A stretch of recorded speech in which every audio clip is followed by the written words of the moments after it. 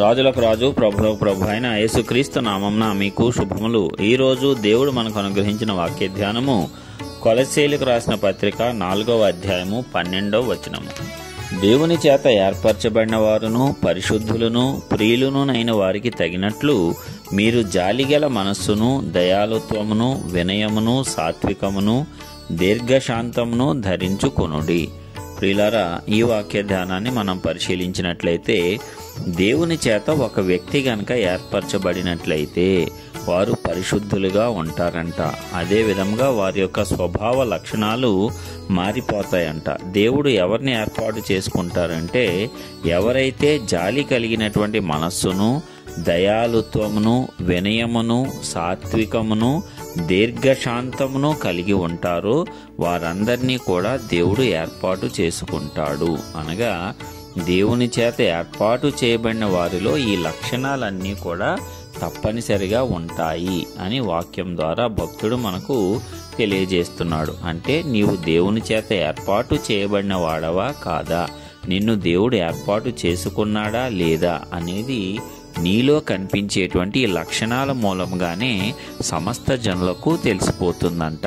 ఎప్పుడైతే క్రీస్తును అంగీకరిస్తామో మనము ఆయన యొక్క పరిశుద్ధతలో పాలిభాగస్థులమైనట్లే.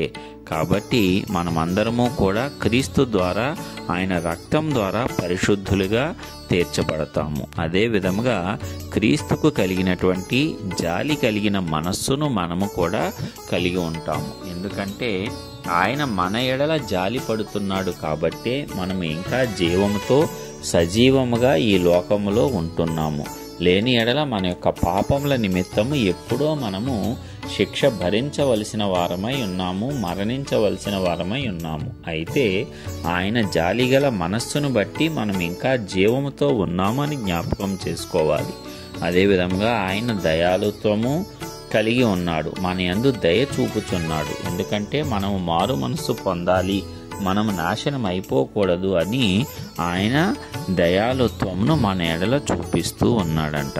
అదేవిధంగా మనము దేవుని ఎడల వినయము కలిగి ఉండాలి. వినయం వల్ల ఘనత అనేది వస్తుంది. దేవుడిచ్చేటువంటి ఘనతను స్వతంత్రించుకోవాలి అంటే మనము దేవుని ఎడల వినయము కలిగి ప్రవర్తించుకోవాలి. అదేవిధంగా సాత్వికం అనేది కలిగి ఉండాలి. సాత్వికం అనేది మనస్సునకు సంతోషాన్ని ఇస్తుంది. మత్సరం అనేది ఎముకలకు కుళ్ళునిస్తుంది. కానీ సాత్వికమైనటువంటి మనస్సు ఎంతగానో హృదయానికి సంతోషాన్ని అనుగ్రహిస్తుంది. అందుకే దేవుణ్ణి అంగీకరించి ఏర్పాటు చేయబడిన తర్వాత మనలో సాత్వికం ఉన్నట్లయితే మన యొక్క జీవితము ఎల్లప్పుడూ ఆనందంగా సంతోషంగా కొనసాగుతుంది. అదేవిధంగా దీర్ఘశాంతము కలిగి ఉండాలి. దేవుడు దీర్ఘశాంతముతో మన యొక్క దోషములను పాప భారములను క్షమిస్తూ ఉన్నాడు కదా. ఎన్నిసార్లు తప్పు చేసినా తిరిగి మరలా వచ్చి ఆయన ఎదుట కన్నీళ్లు విడిచి మొర్రపెట్టినట్లయితే పశ్చాత్తాపడినట్లయితే ఆయన తన కోపాన్ని అణుచుకొని దీర్ఘశాంతంతో మన పైకి రావాల్సినటువంటి కీడును హానిని కలుగకుండా ఆపివేస్తున్నాడు. మరి దేవునికి కలిగినటువంటి ఇలాంటి స్వభావ లక్షణాలు మనము కలిగి ఉండాలి. మనము ఇతరుల పట్ల ఈ లక్షణాలు చూపించాలి. దేవుడు ఎలాగైతే మన ఎడల ప్రవర్తిస్తూ ఉన్నాడో మనము ఇతరుల ఎడల అలాగునే ప్రవర్తించాలి. అప్పుడు దేవుడు సంతోషించడమే కాకుండా మన యొక్క ఆశీర్వాదమును అనేక రెట్లు పెంచుతాడు. కాబట్టి ప్రియులారా, దేవుని చేత ఏర్పరచబడిన వారముగా మనమందరము దేవుని యొక్క గుణ లక్షణాలలో పాలిభాగస్థులం అవుదాము. ప్రార్థించుకుందాము.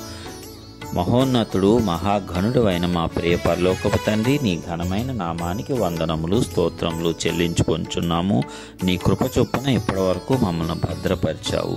ఇదిగో తండ్రి, మరి నీ చేత మమ్మల్ని ఏర్పరచబడిన వారముగా తీర్చి ఉన్నావు. దాని అంతటిని బట్టి నీకే స్తోత్రములు. నీ రక్తం ద్వారా నీవు మమ్మల్ని పరిశుద్ధులుగా చేసి ఉన్నందులకు వందనాలు. ఇదిగో తండ్రి, నీ యొక్క దయాగుణమును నీవు కలిగి ఉన్న వినయమును సాత్వికమును దీర్ఘశాంతమును మేము కూడా ధరించుకొని ఈ లోకంలో ముందుకు సాగటానికి కృప చూపండి. మా ఎడల నీవు ఎలాగూ ఈ యొక్క లక్షణములన్నిటినీ కూడా చూపించుచూ ఉన్నావో మేము ఇతరుల పట్ల నీ స్వభావ లక్షణములైన వీటన్నిటినీ కూడా చూపించుటకు మాకు కృప చూపించండి. అట్టి జ్ఞానాన్ని, వివేచన గల హృదయాలను మాకు అనుగ్రహించండి. ఇలాంటి లక్షణాల ద్వారా మాకు మేలే తప్ప కీడు ఏమాత్రమూ కలుగదని మాకు అందరికీ కూడా తెలియజేయండి. ఈ వాక్యం ద్వారా నీవు అందించినటువంటి విలువైన సమాచారము మా హృదయములలో భద్రము చేసుకొని నీ చేత ఏర్పరచబడిన వారంగా ఈ లోకంలో ఎలాంటి లక్షణాలు కలిగి ఉండాలో తెలియజేశావు. మరి ఇలాంటి లక్షణాలన్నీ మేము 100% కలిగి ఉండి ముందుకు సాగాలి. అప్పుడు జీవితంలో మేము విజయాన్ని పొందుకుంటాము. కాబట్టి ఇలాంటి గొప్ప కృప ఈ వాక్యం వింటున్న మా అందరి జీవితాలలో నీ విస్తరింపజేయండి. నీకే స్తోత్రములు. ఇదిగో తండ్రి, మా ప్రియులు ఎవరైతే ఎలాంటి అవసరాల్లో ఉన్నారో వారందరికీ కూడా ప్రతి అవసరతను నీ కృప చొప్పున తీర్చండి, సమృద్ధిని అనుగ్రహించండి. ప్రతి బలహీనతను మాలో నుంచి తొలగించి మమ్మల్ని బలవంతులుగా చేయండి. నీలో మేము ఉన్నతంగా ఎదగాలి, ఉన్నతంగా ఆశీర్వదింపబడాలి. ఈ లోకంలో నీ ఆశీర్వాదమును మేము సకల జనులకు కనుపరచాలి. అట్టి రీతిగా మా అందరి జీవితాలలో నీవు అద్భుత ఆశ్చర్య కార్యాలు జరిపించండి. ఈ వాక్యం వింటున్న ప్రతి ఒక్క బిడ్డ జీవితంలో, వారి కుటుంబాలలో నీ యొక్క గొప్ప కృపను విస్తరింపజేసి రావలసిన ప్రతి ఆశీర్వాదంను అనుగ్రహించి కాపాడండి. ఇదిగో నాయనా, నీ పాద సన్నిధిలో చేయుచున్న ప్రతి ప్రార్థన నీవు అంగీకరించేటువంటి దేవుడవు. కాబట్టి ఈ దిన వాగ్దానంగా మేము తీసుకున్న ఈ వాక్యాన్ని మా అందరి జీవితంలో క్రియారూపకంగా నెరవేర్చి ఈ అన్ని స్వభావ లక్షణములతో మేము విజయవంతమైన జీవితం ఈ లోకంలో జీవించటానికి నీ కృప మా ఎడల అపరిమితంగా విస్తరింపజేసి ఆశీర్వదించవలసిందిగా నీ ప్రియకుమారుడు మా ప్రభువు రక్షకుడైన యేసయ్య శ్రేష్టమైన నామం పేరిట ప్రార్థించి పొందుచున్నాము తండ్రి. ఆమేన్.